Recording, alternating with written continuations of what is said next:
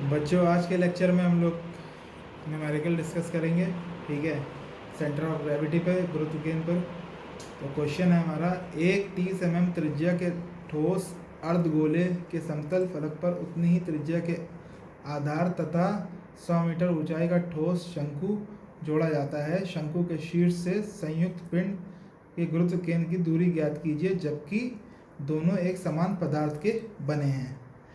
तो क्या है, एक कोन, एक शंकु और एक हेमिस्फेयर आपस में जुड़े हुए हैं बेस से। दोनों का बेस बराबर है, आधार दोनों का बराबर है, दोनों आपस में जुड़े हुए हैं। ठीक है, और दोनों सेम मटेरियल के, सेम पदार्थ के बने हुए, समान पदार्थ के।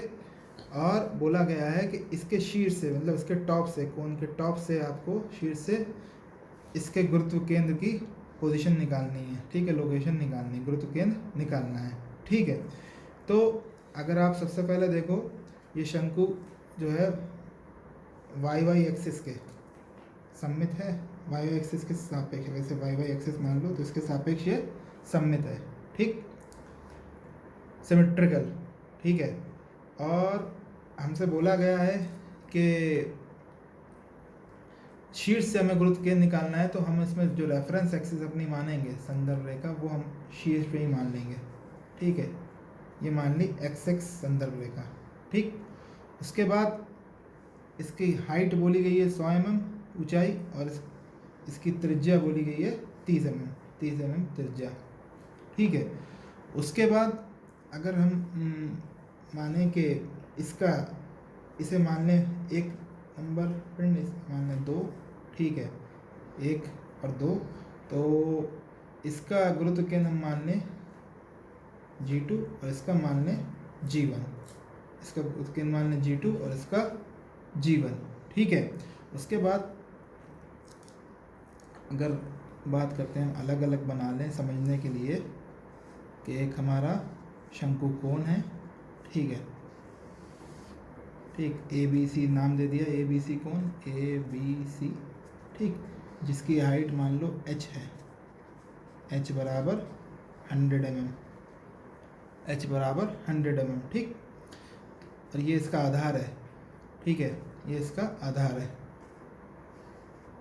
ये एक्स एक्स एक्सिस मान ली हमने। ठीक है, ये एक्स एक्स एक्सिस मान ली। ठीक, अब यहाँ से अगर इसकी गुरुत्व केंद्र निकालना चाहें, हमने गुरुत्व केंद्र मान लिया यहाँ कहीं पर G1। ठीक है, तो हमने पढ़ा है अपने डेरिवेशंस में, जो आधार से इसका गुरुत्व केंद्र कितना होता है शंकु का, वो हमने पढ़ा है, वो होता है h/4। कितना होता है? h/4। तो फिर यहाँ से कितना हो गया, यहाँ से हो गया, टोटल में से ये वाली घटा दो, इसमें से इतनी घटा दोगे वैल्यू, तो ये वैल्यू आ जाएगी आपकी। तो h माइनस h/4 मतलब 3h/4। ठीक है, तो हम निकाल सकते हैं यहाँ से ये दूरी कितनी हो गई, 3h/4। ठीक है, इस एक्सिस से। ठीक, दूसरी बात, चूंकि ये वाई एक्सिस पे सिमेट्रिकल है और हमने इसी एक्सिस को अपना, इस एक्सिस को वाई एक्सिस को भी रेफरेंस एक्सिस माना है, अपना रेफरेंस एक्सिस मान लेंगे इसे। तो यह अगर रेफरेंस एक्सिस है, तो इस बिंदु की ऐसे ऐसे में इसकी डिस्टेंस इस लाइन से कितनी शून्य हो जाएगी ना। क्यों? क्योंकि ये इसी लाइन पर है। तो आप कह सकते हो x1 बराबर 0 हो जाएगा। अगर हमने इसे 1 माना है तो ये इसके जो x1 बराबर 0 हो जाएगा, क्योंकि इसी बिंदु पर गुरुत्व केंद्र है, तो y अक्ष से दूरी नहीं रहेगी इसकी। ठीक है, उसके बाद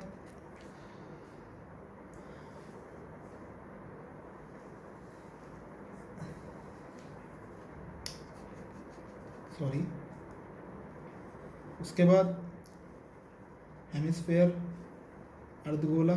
ठीक है, अर्धगोले का जो आधार होता है उससे गुरुत्व केंद्र कितना होता है, हम पढ़े हैं कितना होता है ये गुरुत्व केंद्र की दूरी, ये होती है 3r/8। 3r/8। ठीक, ये हम पढ़ चुके हैं, ये 3r/8 होती है। ठीक है, ऐसे ऐसे में 3r/8, चूँकि गुरुत्व केंद्र इसी एक्सिस पे है, ये सिमेट्रिकल है, तो इस एक्सिस से इसकी दूरी शून्य हो जाएगी, इस एक्सिस से ऐसे ऐसे में दूरी इसकी शून्य हो जाएगी। ठीक है, वाई एक्सिस से इस गुरुत्व केंद्र की दूरी शून्य हो जाएगी। ठीक है, उसके बाद अब हम सवाल को सॉल्व करते हैं। ठीक है, ये एक रफली आइडिया दे दिया आपको। ठीक है, गुरुत्व केंद्र मान लिया G1 G2। ठीक, वाई वाई एक्सिस मान ली, शीट्स पे एक्स एक्स एक्सिस इसलिए मानी क्योंकि शीट्स से हमें निकालने को बोला गया है क्वेश्चन में। अगर नहीं बोला गया होता तो आप नीचे भी मान सकते थे बॉटम में। ठीक है, अब सवाल को करते हैं। ये क्वेश्चन है हमारा, ठीक है। एक कोन है, एक हेमिस्फेयर है, ठीक है। दोनों सेम पदार्थ के बने हुए हैं, ठीक है। ये एक्स एक्स एक्सिस है, ठीक है। मैंने एक्स एक्स एक्सिस शीर्ष पे मानी क्योंकि दिया हुआ है, गिवन है, ठीक है। तो यहाँ से लेकर यहाँ तक की दूरी, इस एक्स एक्स एक्सिस से इसके गुरुत्व केंद्र की दूरी मैंने मान ली y1 क्योंकि इसे 1 माना है और इसे 2 माना है, ठीक है। और एक्स एक्स एक्सिस से G2 गुरुत्व केंद्र की दूरी मान ली y2, ठीक है, y2। उसके बाद पिंड वाई वाई अक्ष के सापेक्ष सिमेट्रिकल है, सममित है, ठीक है। और पिंड के गुरुत्व केंद्र निकालने के लिए एक्स एक्स तथा वाई वाई अक्ष को रेफरेंस अक्ष माना है, रेफरेंस एक्सिस माना है, एक्स एक्स को और वाई वाई एक्सिस को, ठीक है। उसके बाद माना कि पिंड की डेंसिटी या घनत्व कितना है, रो है। हमने मान लिया कि पिंड की डेंसिटी रो है क्योंकि अर्धगोला तथा शंकु समान पदार्थ के बने हैं, ये सेम मटेरियल के बने हैं, ये क्वेश्चन में गिवन है, इसलिए इनके डेंसिटी हमने घनत्व रो मान लिया, ठीक है। उसके बाद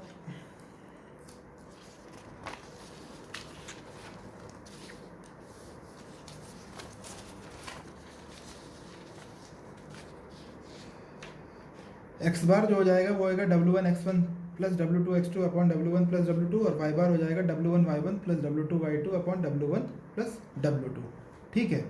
W1 क्या है, शंकु का भार, ठीक है। शंकु का भार क्या हो जाएगा, शंकु का आयतन into rho into g, volume into density into gravity, ठीक है। अब वॉल्यूम ऑफ कोन कितना होता है, आयतन कितना होता है, 1/3 पाई आर स्क्वायर एच। आर क्या है, शंकु के आधार की जो रेडियस है, और एच है शंकु की हाइट या ऊंचाई, ठीक है।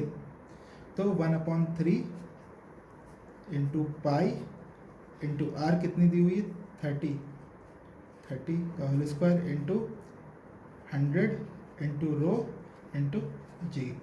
तो W1 की जब आप वैल्यू निकालोगे, इसे कैलकुलेट करोगे, फाइनल वैल्यू आएगी 94,247.78 रो जी, ठीक है। ये W1 आ गया। उसके बाद W2 माना है अर्धगोले का भार, ठीक है। तो W2 क्या हो गया, अर्धगोले का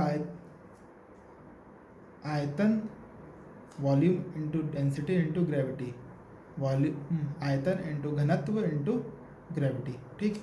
तो इसका अर्धगोले का हमें पता है वॉल्यूम क्या होता है, आयतन कितना होता है, 2/3 पाई आर क्यूब, ठीक है। तो ये निकल के आ गया 2/3 into pi into 30 cube into rho into g, ठीक है, ठीक है। तो इसकी वैल्यू आ जाएगी फिर 56,548.67 रो जी, ये आ गया W2, ठीक है। अब आ गया W1 W2 आ गया है, ठीक है। उसके बाद अब x1 क्या है, x1 है शंकु के गुरुत्व केंद्र जीवन की वाई वाई अक्ष से दूरी। अब आप अगर फिगर में देखो, वाई वाई अक्ष ये है, ठीक है, गुरुत्व केंद्र जीवन ये है, तो इससे कोई दूरी नहीं है ना, ये इसी एक्सिस पे लाई कर रहा है, तो x1 बराबर 0 हो जाएगी, x1 बराबर 0 हो गई, क्यों, क्योंकि ये इसी एक्सिस पे लाई कर रहा है, ठीक है। तो x1 बराबर 0 आ गया। तो अब y1 क्या होगा, y1 होगा शंकु के गुरुत्व केंद्र जीवन की x अक्ष से दूरी। अब शंकु का गुरुत्व केंद्र जीवन है, इसकी x अक्ष से कितनी दूरी है, ये है, ठीक है। तो अगर देखो, इसे हमने नाम दिया था पहले ABC, ठीक है। तो A1 जो है वो है हमारी y1। अगर हमें A1 निकालनी है तो हम बोल सकते हैं कि अगर AO में से OG1 घटा दें तो हमें AG1 मिल जाएगी, ठीक है। तो y1 बराबर हो जाएगा, अब AO कितनी है, टोटल AO है h, ठीक है, और OG1 कितनी होगी, OG1 होगी H/4। ये हम अभी आपको बता चुके हैं।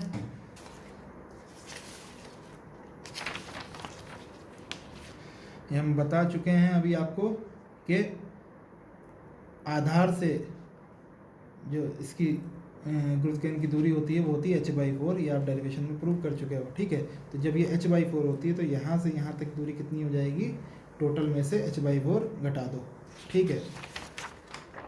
तो H माइनस H/4, तो 100 माइनस 100/4 बराबर आ जाएगी आपकी 75 mm, ठीक है। अब y2 की बात करते हैं। y2 क्या है, y2 है अर्धगोले के गुरुत्वाकर्षण G2 की x अक्ष से दूरी।